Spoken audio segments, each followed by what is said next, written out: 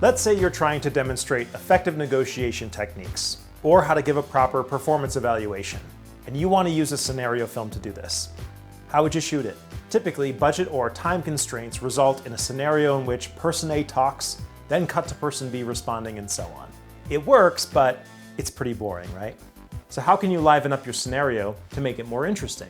When Wilson Learning asked us to update some of their training material, a performance evaluation between manager and employee, we could have just shot it conventionally, but that wouldn't have been any fun. So instead, we manipulated camera position to add a subtle emotional dimension to their interaction. Here's what I mean.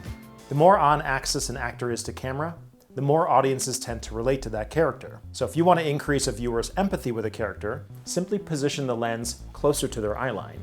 The opposite is also true. If you want to create distance, film them more from a profile angle. There's an interesting limit to this phenomenon though. In a narrative, if you have a character looking directly into the lens, much like I am right now, it can come off as confrontational. Similarly, shooting the back of someone's head can actually force audiences to empathize more. So for our project with Wilson, we had this exchange in which the manager tells his employee she's getting promoted, but she doesn't like the terms. So now we have conflict that needs to be resolved. They need to reach a compromise. We start out with her objection as highly relatable. She actually has a reasonable ask.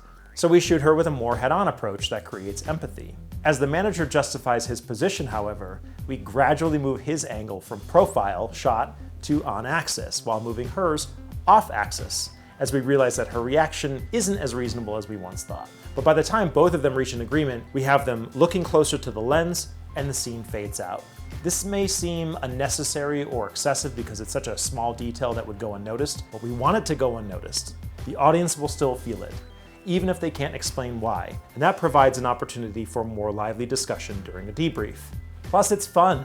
We're artists, and rather than write this project off as something we have to do, we turned it into something creative that nourished us as designers and videographers, and which ultimately made a better product and a more effective learning experience.